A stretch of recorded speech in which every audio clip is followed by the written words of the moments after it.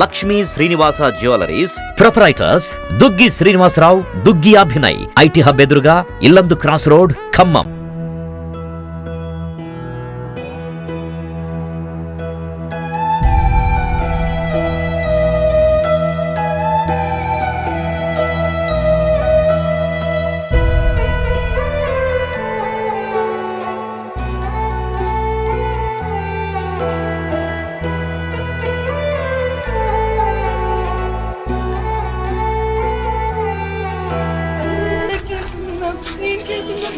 మళ్ళీ డిలీట్ చేసేసి వీళ్ళిద్దరు ఫోటో పెట్టి అవునా అక్క నిజమేనా వీళ్ళ రిలేషన్ అంటే అవునా ఏమన్నా బయట చెప్పు మెసేజ్ చేసింది 7:30.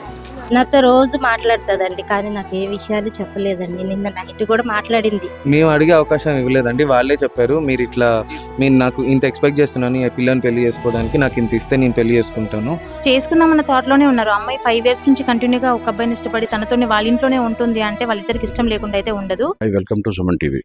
ఈరోజు ఏదైతే బలవత్మనానికి పడిపడిందో కళ్యాణి, సో కళ్యాణికి సంబంధించిన ఇక్కడ పోస్ట్ మార్టం దగ్గరికి అయితే వాళ్ళ బంధువులు స్నేహితులు అందరూ అయితే చేరుకోవడం జరిగింది. సో అసలు ఏం జరిగింది ఏంటి అనేది ఇక్కడ స్థానికంగా ఉన్న బంధువుల్ని అలాగే వాళ్ళ స్నేహితులు కూడా వచ్చారు. సో వాళ్ళ గురించి తెలుసుకునే ప్రయత్నం చేద్దాం. అమ్మ చెప్పండి, అసలు ఏం జరిగింది కళ్యాణి విషయంలో? కళ్యాణి కావ్య ఏం చేస్తుండేది? కావ్య అభితో పరిచయం నాకు. అభి అంటే ఎవరు? అభి డాన్సర్ అబ్బాయి, ఖమ్మం లోకల్ అతంది. ఓకే, వాళ్ళిద్దరు ఎట్లా పరిచయం? వాళ్ళిద్దరు అంటే అభి మాకు ఈవెంట్స్ చేస్తాడు, మా ఈవెంట్స్కి వస్తాడు అబ్బాయి, అలా పరిచయం. అలా అబ్బాయి నుంచి అమ్మాయి పరిచయం మాకు. ఎప్పటి నుంచి పరిచయం? అంటే వాళ్ళు పెళ్లి చేసుకోలేదు, 4 సంవత్సరాల నుంచి రిలేషన్ లో ఉన్నారు. 6 years 5 years అవుతుందని చెప్పింది. ఈ ఇయర్ తో 6 years కంప్లీట్ అవుతాయని చెప్పింది. ఓకే, ఏంటి సమస్య ఏమి వచ్చింది? ఎందుకు వేరే అమ్మాయిలతో మాట్లాడడం, తిరగడం, అమ్మాయిలతో బయటకు వెళ్ళడం ఈ అమ్మాయికి నచ్చకపోయి ఉండే. సో అమ్మాయిని ఆ రకంగా టార్చర్ చేసి ఉండే. నువ్వు ఏమైనా చేసుకో, ఎవరికైనా చెప్పుకో, స్టేషన్లో పెడతావా పెట్టుకో, ఎక్కడ కేసు పెట్టుకుంటావు పెట్టుకో అని చెప్పి అమ్మాయిని బాగా సఫర్ చేశాడంట. అమ్మాయి చెప్పుకుంది మాకల్లా. సో యాక్చువల్గా చూస్తేనేమో వీళ్ళ మదర్తో కానీ వాళ్ళ బ్రదర్ కానీ ఎవరితో కూడా ఉండదు, ఇండివిజువల్గా ఉంటుంది. వాళ్ళ ఇంట్లోనే ఉంది ఆ పిల్ల. 5 years నుంచి వాళ్ళ ఇంట్లోనే ఉంటుంది. ఎవరింట్లో?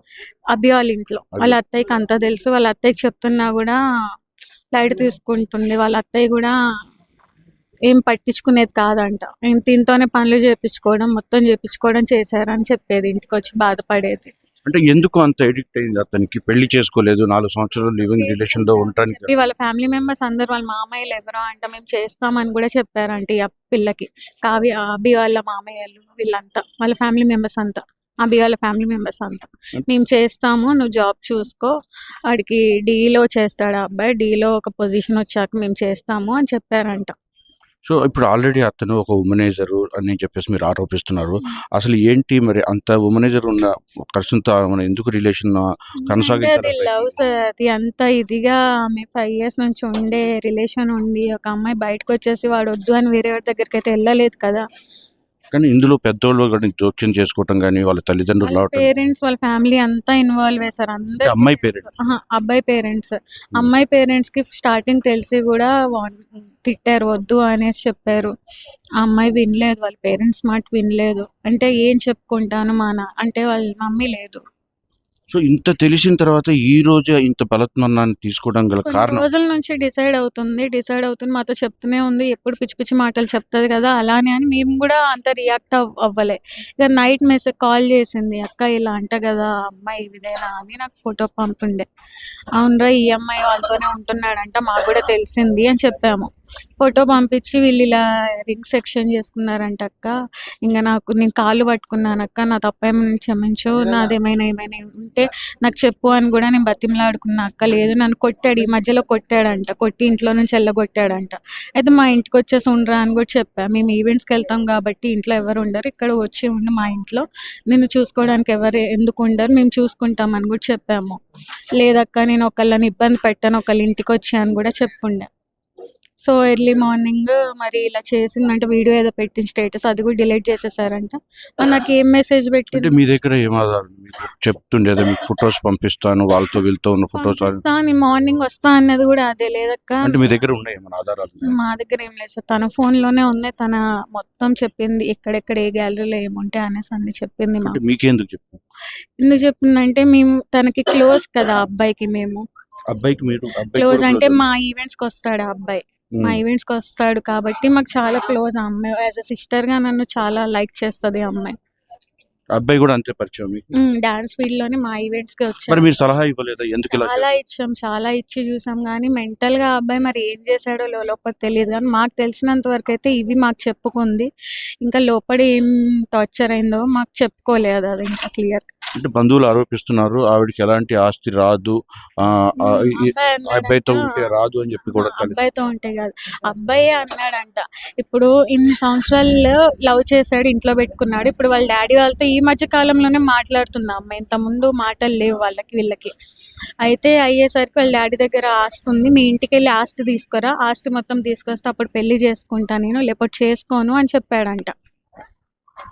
అప్పుడు లేని ఆస్తి ఇప్పుడు ఎందుకు వచ్చిందిరా, ఇప్పుడు ఎందుకు గుర్తొస్తుందిరా, ఇప్పుడు మీ డాడీ వాళ్ళు మాట్లాడుతున్నారనా, అది మీ డాడీ వాళ్ళకి చెప్పు. మరి అసలు వెళ్ళిపోరా వాడుతున్నా ఏంటి నీకు అవసరం, నువ్వు మంచి జాబ్ చేసుకునే పర్సన్వి, వెళ్ళిపోయి చేసుకోవచ్చు. హైదరాబాద్లో మొన్నటిదాకా ఢిల్లీలో చేసుకొని వచ్చింది జాబ్, ఢిల్లీలో చేసినా కూడా అక్కడ ఉండనీయకుండా ఏవేవో మాటలు చెప్పి ఇది చేస్తే వచ్చేసింది అక్కడ నుంచి.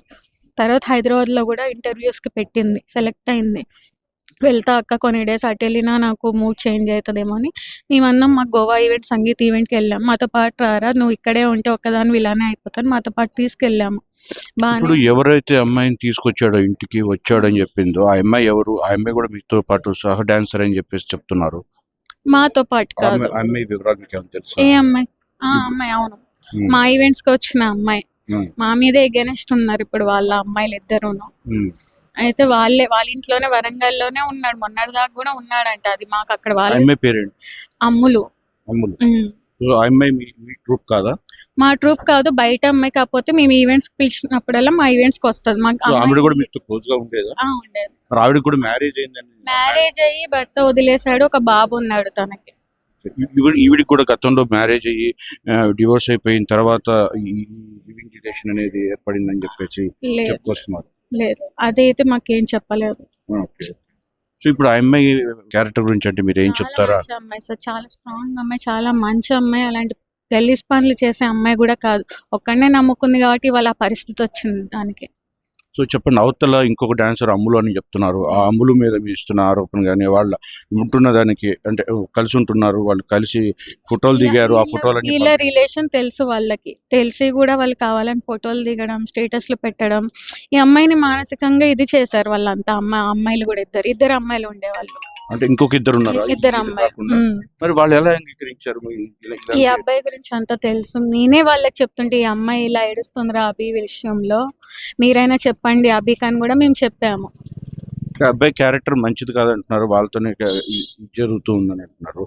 మరి ఎందుకని అలా అంటే అంటే ఎందుకు ఆయనతో అలా క్యారీ చేసుకుంటూ వెళ్తున్నారు అమ్మాయిలంతా? అది తెలియకుండా, ఉమ్. ఈ అమ్మాయితో చేస్తున్న ఆ అమ్మాయి తెలియదు, ఆ అమ్మాయితో చేస్తున్నట్టు ఈ అమ్మాయికి తెలియకుండా మేనేజ్ చేసుకుంటా. మరి అవన్నీ మేనేజ్ చేసుకుంటూ అంటే నాకు మీరు ఆరోపించారు అంటే కలిసి ఉన్న ఫొటోస్ అన్ని కూడా వీడియోస్ అవన్నీ మాకు చూపించింది. మేమన్నా ఫస్ట్ వాళ్ళు తీసుకెళ్లి స్టేషన్ లో పెట్టాను. అతను పంపించేవాడు ఆ అమ్మాయికి, కావ్యకి పంపించేవాడు. ఆ అబ్బాయి ఫోన్లలో ఈ అమ్మాయి తీసుకున్నాక చూసాడంట, నేను వీడియోస్ సరిపోతాయా ఇంకా కావాలా నేను పంపిస్తా అనేసి కూడా అన్నాడంట. సో ఇప్పుడు ఆవిడ ఫోన్ లో ఉన్నాయండి ఆ వీడియోస్ అన్నీ ఉన్నాయి సార్, వేరే వేరే అమ్మాయిలతో కలిసి దిగిన చాట్ ఫోటోస్. లిస్టులు చాలా ఉన్నాయి, ఒక్కటి రెండు అనగా చాలా ఉన్నాయి. అవన్నీ చూసి ఆ అమ్మాయి స్థితికి తెచ్చుకుంది. పద్దాక అవే చూసుకుంటా, మా దగ్గర ఉన్నా కూడా అవే చూసుకుంటా, వాడి ఫోటోలు చూసుకుంటా, అవే వీడియోస్ చూసుకుంటా, బాగా ఏడ్చుకుంటా ఉండేది. మేము తిట్టేవాళ్ళం కూడా, అవసరమా నీకు అలాంటి కూడా అవసరమా, వదిలేసే నీ లైఫ్ నువ్వు సెట్ చేసుకో, అప్పుడు వస్తాడేమో నీ దగ్గర అని కూడా. కావ్య వాళ్ళ తల్లిదండ్రులు కానీ వాళ్ళు వెళ్ళి నచ్చజెప్పే ప్రయత్నం, వద్దు అని చెప్పటం కానీ అతనితో, లేకపోతే అతనితో కలిసి ఉంటానంటే కలిసి పెళ్లి చేయించే ప్రయత్నం చేస్తామని చెప్పారంట. మేము చేస్తాం. అమ్మాయి తల్లిదండ్రులు, కావ్య తల్లిదండ్రులు చెప్పారు. కావ్య తల్లిదండ్రులు కాదు, కావ్య తల్లిదండ్రులు ఎందుకు ప్రయత్నించాలి? అంటే అసలు ఆ అబ్బాయి వద్దనే చెప్పారు వీళ్ళ పేరెంట్స్. వద్దు అలాంటి వాడు కరెక్ట్ కాదు నీకు అని చెప్పారు.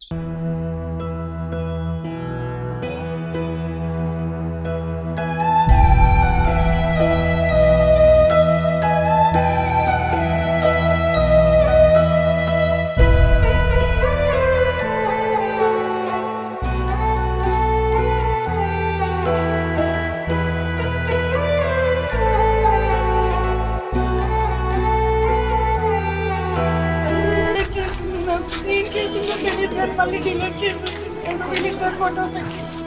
అవునా అక్క నిజమేనా వీళ్ళ రిలేషన్ అంటే? అవునా ఏమన్నా బయట చెప్పు మెసేజ్ చేసింది 7:30.